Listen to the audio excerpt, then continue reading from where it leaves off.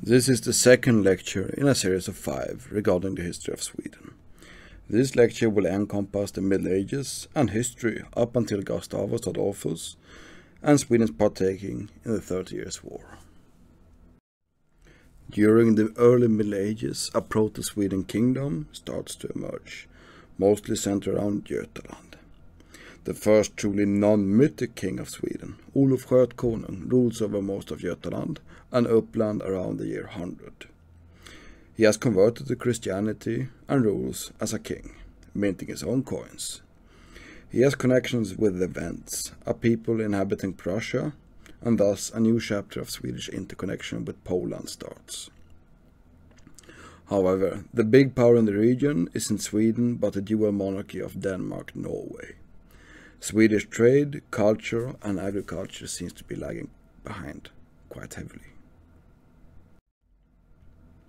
The plains of Götaland and their agricultural yields would mean that Swedish society more and more gravitated towards Götaland.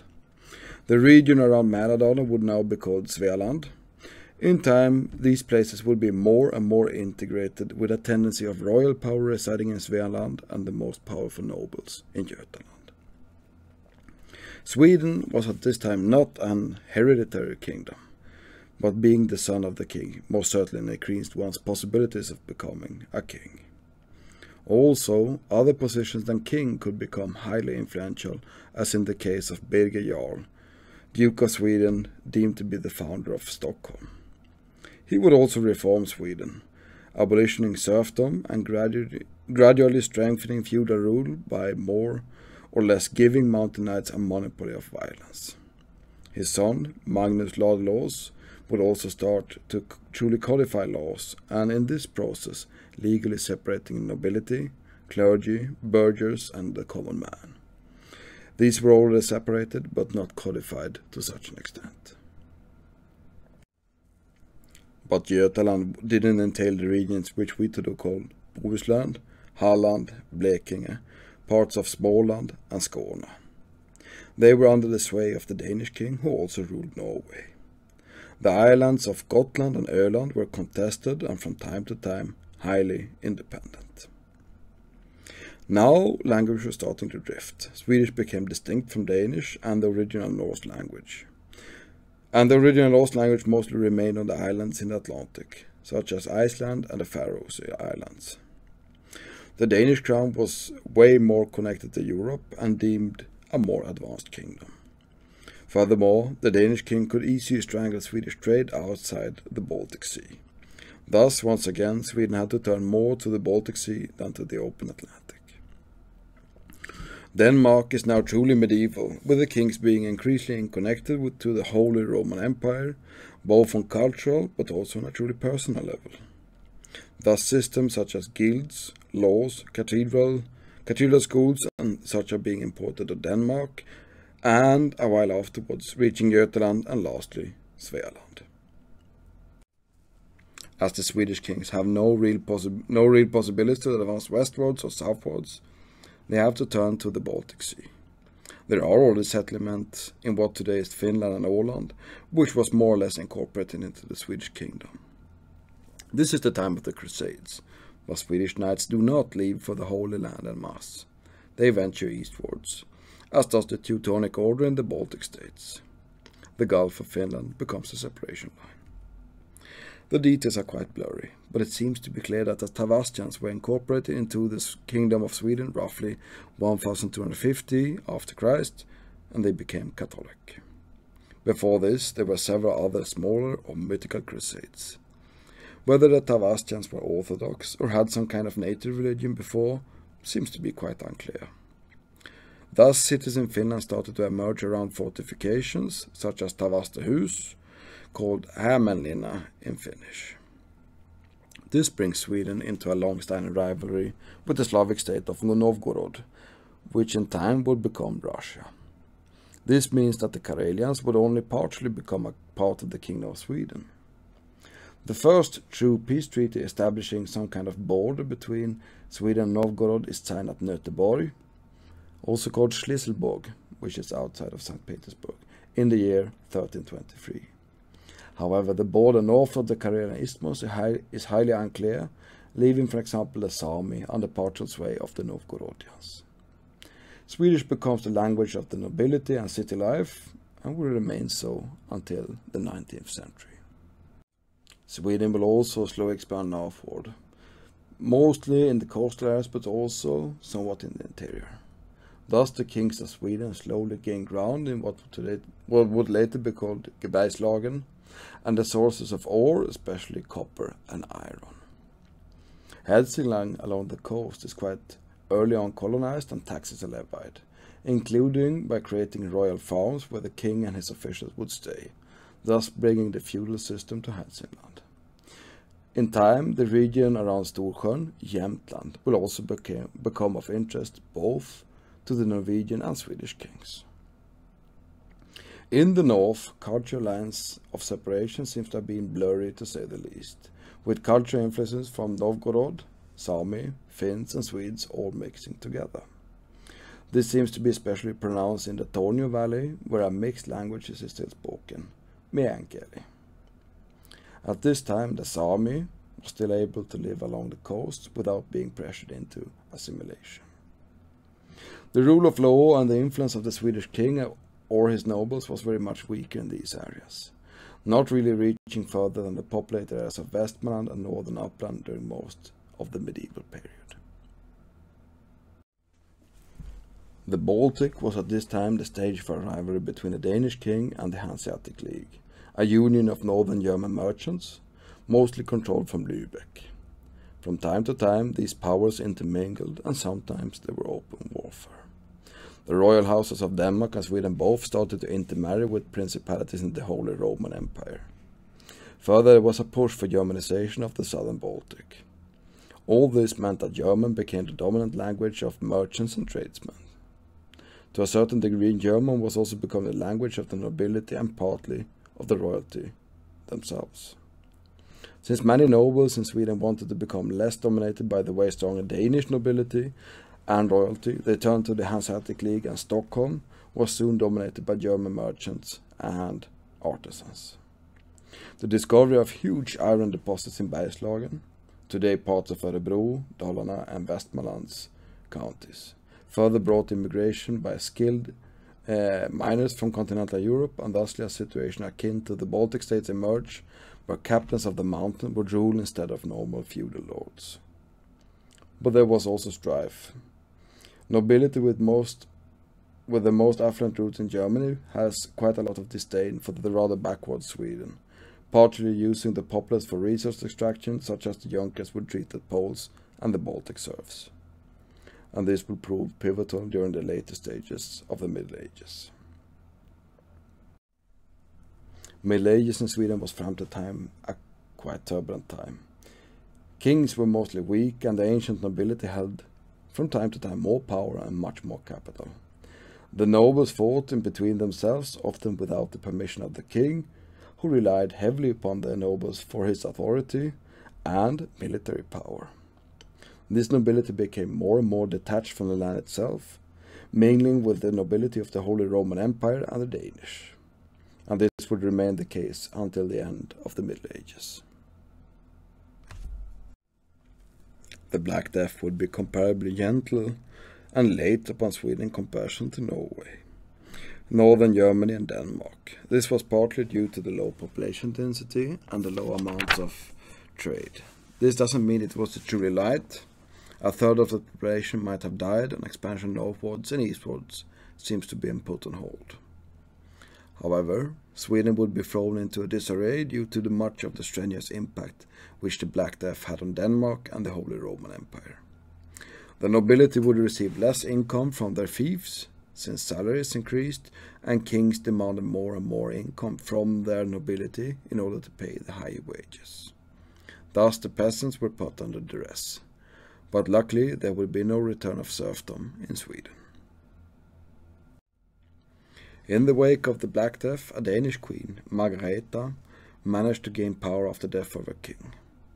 She would prove to be highly intelligent and created a personal union between Norway, Sweden and Denmark, the Union of KALMAR. Before this, Sweden was ruled by a German princeling who was considered greedy, and thus he was very much welcome. This very much seemed like a good idea, ending endemic clashes between Sweden and Denmark. However, rivalry between Swedish and Danish nobility would remain, and there would be great discontent from the Swedish nobility, since the center of gravity was in Copenhagen, not Sweden. There will also be discontent due to the interruptions in trade when Denmark and the Hanseatic League fought. In the end, the Kalmar Union would be an on-off affair for the remainder of the Middle Ages. The increased strain of taxation after the Black Death led to peasant revolts all over Europe, and Sweden would be no exception. Led by the captain of the mountain, Engelbrekt, in German Engelbrekt, an immigrant from Germany residing in Bergslagen, the mining men of Bergslagen revolted and burnt the bailiff's castle in Borlänge. The king tried to reverse his policies, but it was already too late, and a national revolt was in full swing. Engelbrekt himself was murdered by members of the Swedish nobility, who shortly thereafter gained power over Sweden. The Danish hegemony over Scandinavia would return, but once again be defeated by the Swedish nobility under Sten Sture the Older.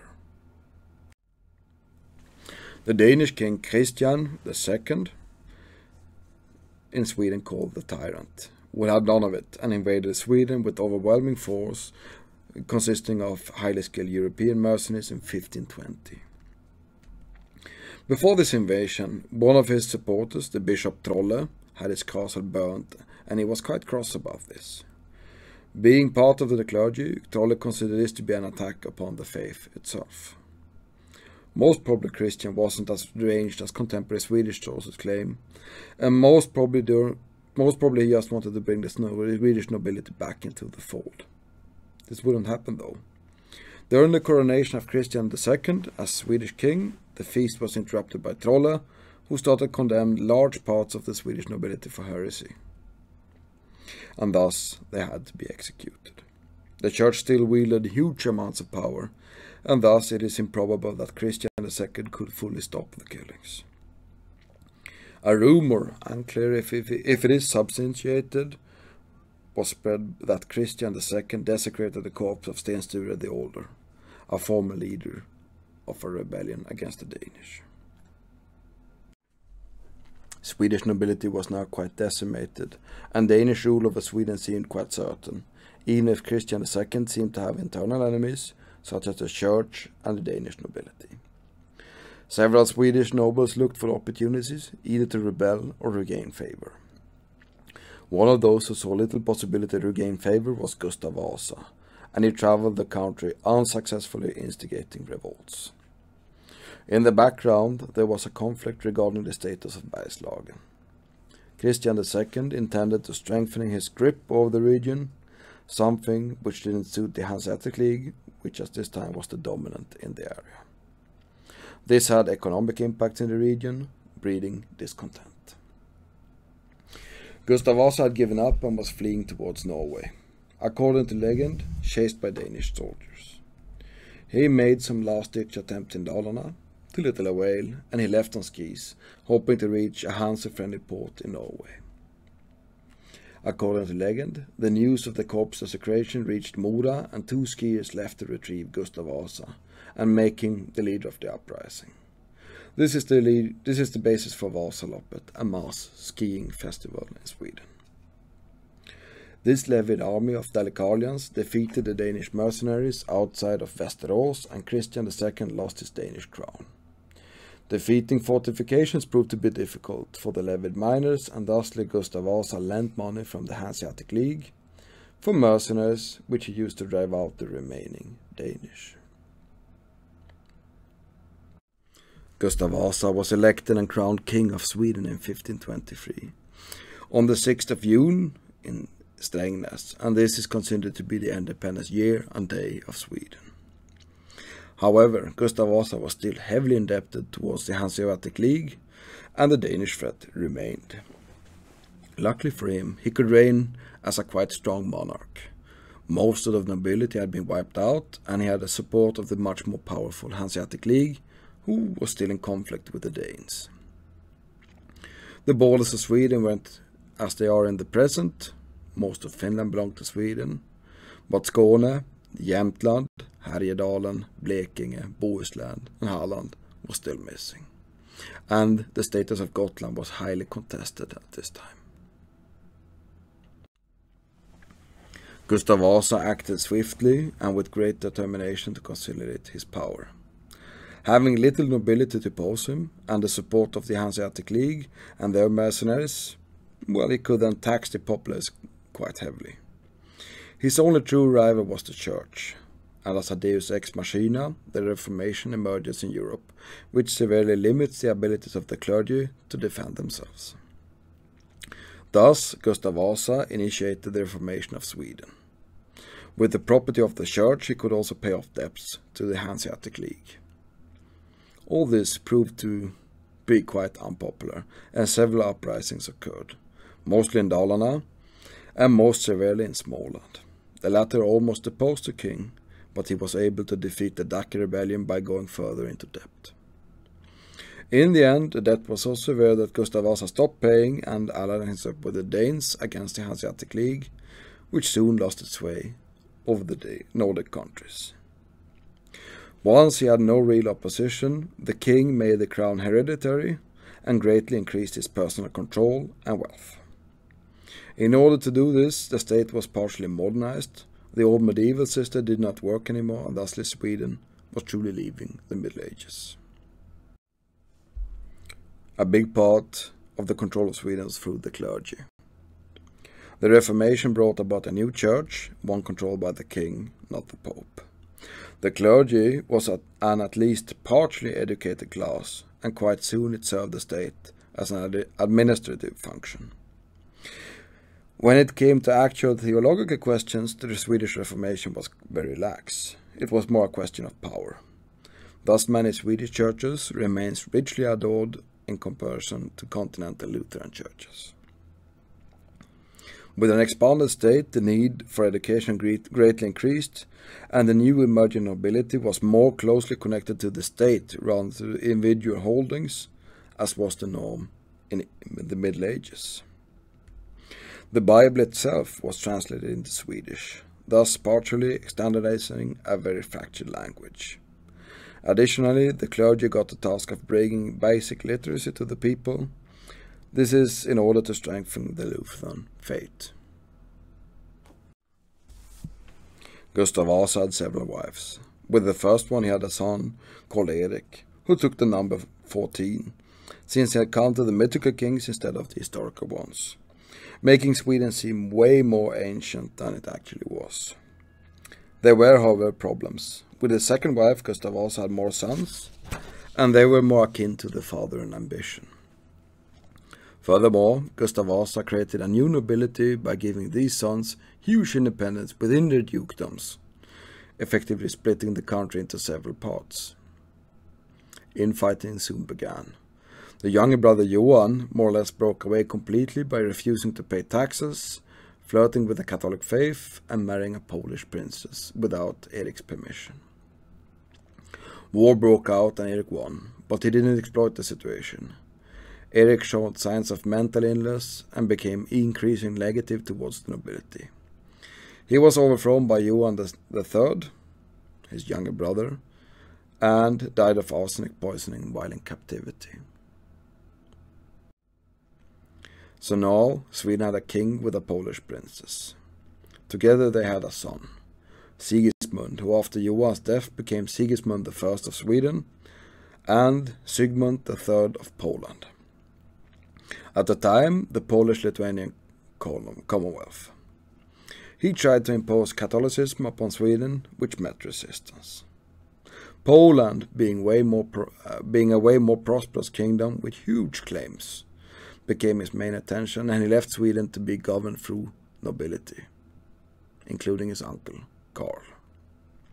Sigismund would have children, thus continuing the Vasa lineage in Poland. These descendants would claim legitimacy over the Swedish crown for a very long time.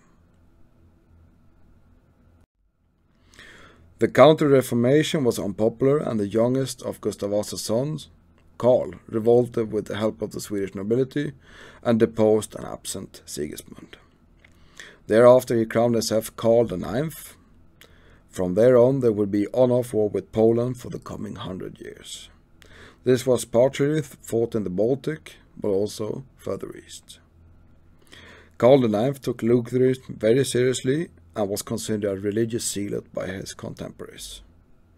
He was also quite strict and further increased the strength of the state and decreased the influence of the nobles.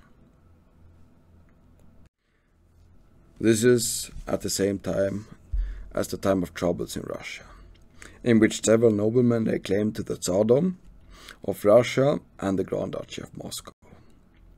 This partially became a proxy war between Sweden and Poland. Here both Sweden and Poland profited upon the despair of Russia. This would last until the Romanov dynasty. The Treaty of Viborg was signed, which was followed by the Treaty of Stolbovo during the reign of Charles IX's son, Gustavus Adolphus. Now Sweden controlled the Gulf of Finland, thus barring Russia from trade with the rest of Europe, except through the northern port of Arkhangelsk, which froze during the winter. This greatly hampered the emerging nation-state of Russia, and conflict would prove to be inevitable. Many thanks for watching this lecture. If you enjoyed it, you may very well spread it along. In the next part, we'll have a look into Sweden's rise as a great power and its decline as well. Until next time.